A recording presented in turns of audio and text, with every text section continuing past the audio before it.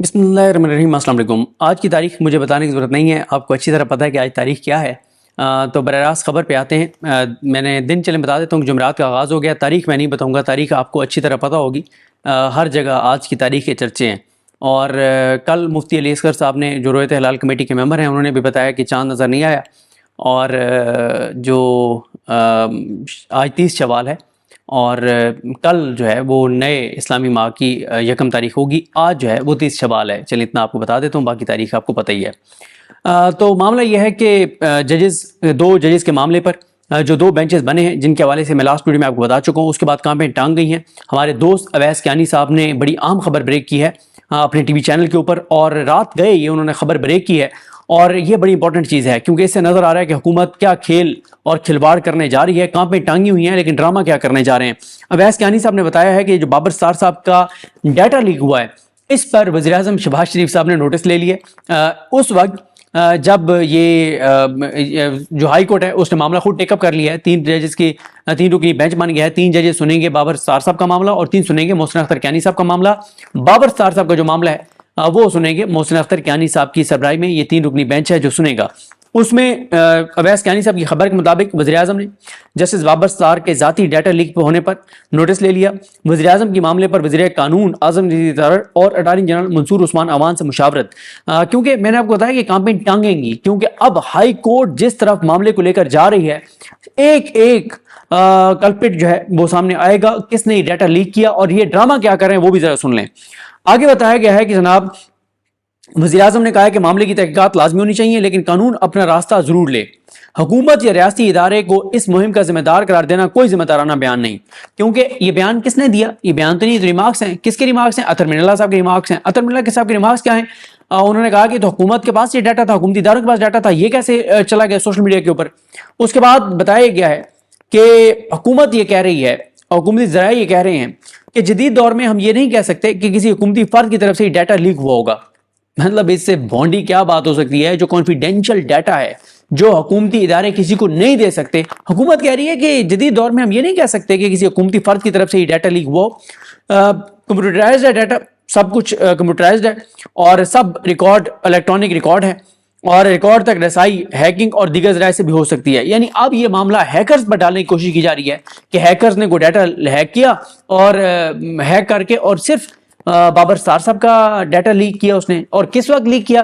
جب بابر ستار صاحب خط وہ جو لکھا گیا وہ ڈرافٹ کرنے والے جج تھے، جب بابر ستار صاحب نے اس نظام کے ایک مورے ڈی سی اسلام آباد کو جیل بھیجنے کا حکم سنایا، ایس ایس پی آپریشنز کو سزا سنائی، ایس ایچ او کو سزا سنائی، اور جو اختیار تھا ایم پی او جاری کرنے کا وہ اختیار ڈی سی سے واپس لے لیا، اور بہت سے ایسے فیصلے کیے۔ آڈیو لیکس کیس سن رہے ہیں، تمام جو ایم پی اوز ہیں جو ان کے پاس لگے انہوں نے قلعدم کیے۔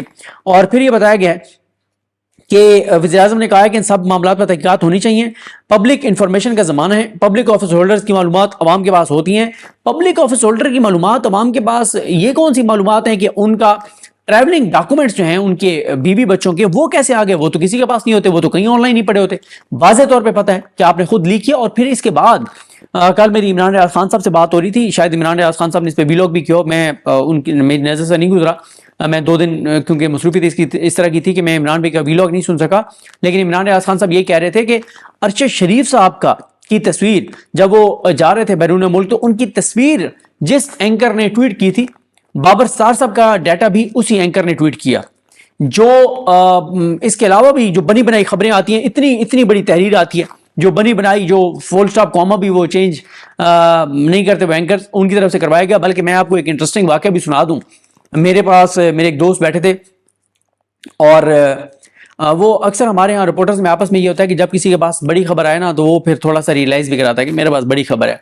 تو وہ میرے دوست میرے پاس بیٹھے تھے، تو انہوں نے مجھے کہا لیں جی بڑی خبر آ گئی ہے۔ بس جو ہے نا وہ بڑی خبر آ گئی ہے۔ تھوڑی دیر انہوں نے مجھے ریئلائز کرایا کہ میں آج کل میرے پاس کوئی خبر نہیں ہوتی اور ان کے پاس بڑی خبر ہے۔ انہوں نے کہا لیں جی ادارے سے میسج آیا ہے۔ انہوں نے میسج پڑھا اور انہوں نے کہا جی ادارے سے یہ میسج آیا ہے کہ آپ نے فلانے ایشو پہ یہ بات کرنی ہے اور یہ نیریٹو بنانا ہے۔ میں نے کہا اچھا۔ ساتھ ہی ظاہر ہے آپ کو پتا ہے یہ جو ہم ٹویٹر استعمال کرنے والے ہیں، ہم تو ٹویٹر سے باہر نکلتے ہی نہیں ہیں، ہر وقت ٹویٹر دیکھ رہے ہوتے ہیں، ٹویٹس دیکھ رہے ہوتے ہیں، چیزیں دیکھ رہے ہوتے ہیں۔ میں نے 2-4 منٹ بعد ٹویٹر کھولا، میں نے جیسے ہی ٹویٹر کھولا تو ایک خاتون اینکر کا ٹویٹ میری نظر سے گزرا اور اس میں یہ بات مینشن تھی کہ آپ نے اس ایشو پر اس طرح سے بات کرنی اور یہ نیریٹو بنانا ہے پی ٹی آئی کے خلاف.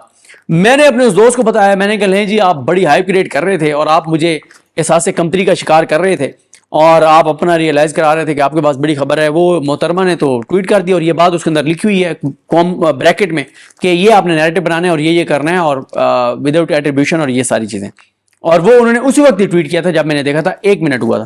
وہ میرے دوست نے فوراً ان کا ٹویٹ اسکرین شاٹ لیا اور بھیجا کہ جناب آپ ہمیں کہہ رہے ہیں کہ آپ نے وداؤٹ ایٹریبیوشن یہ نیریٹو بنانا ہے پی ٹی آئی کے خلاف اور یہ بات کرنی ہے. محترمہ نے انہوں نے آگے سے وہ سمائلی بھیجی, وہ جو یوں سر پہ ہاتھ رکھنے والی کہ اوہ یہ اس نے کیا کر دیا ہے. پھر وہی ہوا, چراغوں میں روشنی نہ رہی. 3.25 منٹ بعد وہ ٹویٹ ڈیلیٹ تھا محترمہ کا. تو یہ پتہ سب کو ہے کہ کس کس اکاؤنٹ سے جب ٹویٹ آئے گا تو وہ کس نے انفارمیشن دی ہوگی. یہ کوئی ڈھکی چھپی بات نہیں ہے. تو یہ اب کہنا بہت فضول بات ہے کہ کوئی ہیکر ہیں اور انہوں نے یہ سارا کچھ کیا, یا پبلک آفس ہولڈر جو ہیں ان کا ڈیٹا جو ہے وہ پبلک ڈومین میں ہے. پھر وہ کہتے ہیں جناب کہ حکومت یہ کہہ رہی ہے اور پرائم منسٹر کی جو بریفنگ کی اس میں یہ بتایا گیا پرائم منسٹر کو کہ پبلک آفس ہولڈر, سیاستدان, ججز, سرکاری افسران کی معلومات پبلک ہوتی ہیں. پبلک آفس ہولڈر کی شہریت, سفری اور اثاثوں کی تفصیلات, سفری دستاویزات اور اثاثوں کی تفصیلات عوام کے پاس ہوتی ہیں. یہ معلومات ان پبلک آفس ہولڈرز کے محکموں کے پبلک ریکارڈ کے پاس بھی ہوتی ہیں. یعنی اب انہی کے اوپر یہ ڈال رہے ہیں کہ ان کے اپنے اداروں کے پاس ہوتی ہے, ان ساروں کے پاس ہوتی ہے. ایسا ہرگز نہیں ہے. سب کو پتہ ہے اور پورے پاکستان کے بچے کو پتہ ہے کہ بابر ستار صاحب کا ڈیٹا کس نے لیک کیا, کس کے ذریعے لیک کیا, کس کے ذریعے جاری کیا گیا. یہ ساری باتیں کوئی ڈھکی چھپی نہیں ہیں. اب دوسرا جو حکومت اس پہ پلان کر رہی ہے وہ یہ کر رہی ہے کہ جیسے ہی یہ پروسیڈنگ شروع ہوگی تو اس پروسیڈنگ کو چیلنج کر دے گی حکومت جو ہے سپریم کورٹ آف پاکستان میں جسٹس قاضی فائز عیسیٰ صاحب کے پاس. اور خاص طور پہ اس میں بنیاد بنایا جائے گا جسٹس محسن اختر کیانی صاحب کی جو کنٹمپٹ پروسیڈنگ ہے اور جو ان کے حوالے سے, اس میں حکومت یہ موقف سپریم کورٹ آف پاکستان کے سامنے رکھے گی کہ کیونکہ ان کے خلاف ایک ریفرنس آیا ہے سپریم جوڈیشل کونسل میں, تو سپریم جوڈیشل کونسل میں اگر کوئی ریفرنس آتا ہے تو اس ریفرنس کی بنیاد پر ریفرنس دائر کرنے والے کے خلاف کنٹمپٹ پروسیڈنگ نہیں ہو سکتی. یہ بیانیہ, یہ موقف اور یہ پوائنٹ لے کے حکومت یہ پلان کر رہی ہے کہ وہ supreme court of Pakistan justice قاضی فائز عیسیٰ صاحب کے پاس چلی جائے.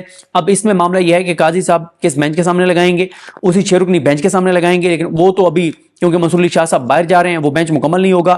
اور کیا کسی نئے بینچ کے سامنے لگائیں گے, کیونکہ اب دیکھیں نا بدقسمتی ہمارے ملک کی یہ ہے کہ یہ جو 6 رکنی بینچ ہے اس کے حوالے سے کھلے عام یہ بات ہو رہی ہے سوشل میڈیا پر. ہمارے رپورٹر دوست یہ کہہ رہے ہیں کہ یہ 4-2 سے فیصلہ آئے گا, یعنی 4 قاضی فائز صاحب کے موقف کے ساتھ جائیں گے ججز, یعنی ایک وہ خود اور 3 اور 2 ججز اگینسٹ لائیں گے. اور 4 کون جائے گا 6 ججز کے معاملے پر جو قاضی فائز صاحب کی سوچ ہے, حکومت جو سوچ رہی ہے اور اسی طرح کی, اس میں قاضی فائز صاحب خود ہیں اور مسرت ہلالی صاحبہ وہ تو کیٹیگوریکل قاضی فائز صاحب کے ساتھ چل رہی ہیں نا. اور اس کی وجہ بھی ہمارے دوست یہ انالیسس کر رہے ہیں اور وکلا یہ کہہ رہے ہیں کہ اس لیے وہ مسرت ہلالی صاحب قاضی فائز صاحب کے ساتھ جائیں گی, اس لیے نہیں کہ آئین کا معاملہ ہے, قانون کا معاملہ ہے, ان کے حلف کا معاملہ ہے, اس لیے جائیں گی کہ ان کو قاضی فائز صاحب سپریم کورٹ میں لے کے آئے, تو اس لیے وہ ان کے ساتھ جائیں گی کہ ان کے اوپر احسان ہے قاضی صاحب کا کہ ان کو لے کے آئے تھے, ورنہ وہ تو جو ہے وہ ریٹائر ہو گئی تھی. دوسرا جو معاملہ ہے 2 ججز کا, مندوخیل صاحب اور نعیم اختر افغان صاحب, ان کے بارے میں انالیسس یہ کیا جا رہا ہے وکلا میں بھی اور جو کورٹ رپورٹرز ہیں ان میں کہ کیونکہ وہ بلوچستان سے اور بلوچستان کی روایات ہیں کہ وہ اپنے بڑوں کے ساتھ جاتے ہیں, تو قاضی فائز صاحب ان کے بڑے ہیں تو اس لیے وہ قاضی فائز صاحب کے ساتھ جائیں گے. یعنی وہ بھی اس لیے نہیں کہ حلف ان کا جو کہتا ہے اس کے مطابق نہیں, آئین اور قانون کے مطابق نہیں, بلکہ اس لیے کہ بس ہماری روایات ہیں بلوچستان والوں کی کہ ہم اپنے بڑوں کے ساتھ جاتے ہیں, تو ہمارے بڑے قاضی فیصل صاحب جو سوچ رہے ہیں ہم ان کو کا ساتھ دیں گے. تو یہ بڑی ایک بدقسمتی ہے.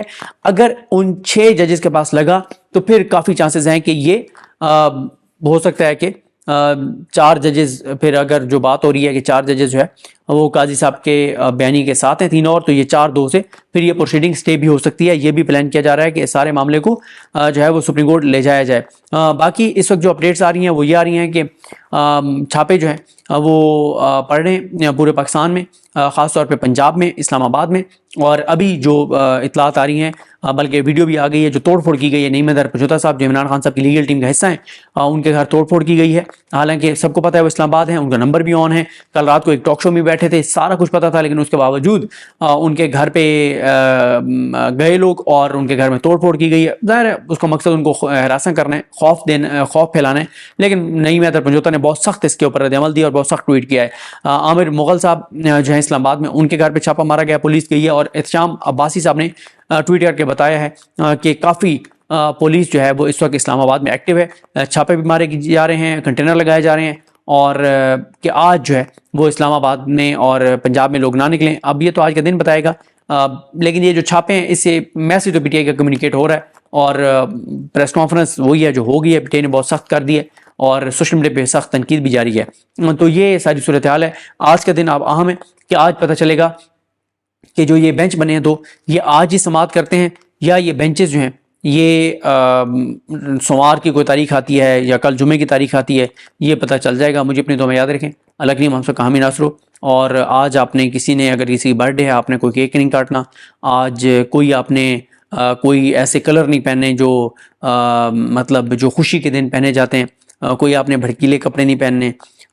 کوئی آپ نے کوئی میک اپ شیک اپ یہ وہ کوئی اس طرح کی جو بھی کوئی خوشی یا خوشی کے ایکسپریشنز کی چیزیں ہوتی ہیں ان میں سے آپ نے کوئی کام نہیں کرنا، ورنہ پھر نہ کہے گا کہ ہمیں پہلے پتہ نہیں تھا.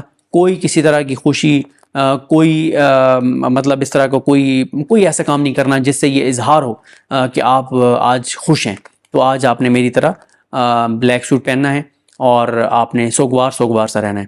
مجھے اپنی دعا میں یاد رکھیں. اللہ کریم ہم سب کا حامی ناصر. اللہ تعالیٰ پاکستان پر رحم کرے، کرم کرے، اور پاکستان میں حالات بہتری کی طرف جائیں، نہ کہ اس طرف جائیں جس طرف یہ تنزلی کی طرف، پسپائی کی طرف، پستی کی طرف مسلسل ہمارا ملک جاتا جا رہا ہے، اور احساس کسی کو نہیں ہے، اور حکومت جو ہے وہ کسی اور ہی کھیل میں مصروف ہے. اللہ تعالیٰ ہمارے ملک پر رحم کرے. بہت شکریہ.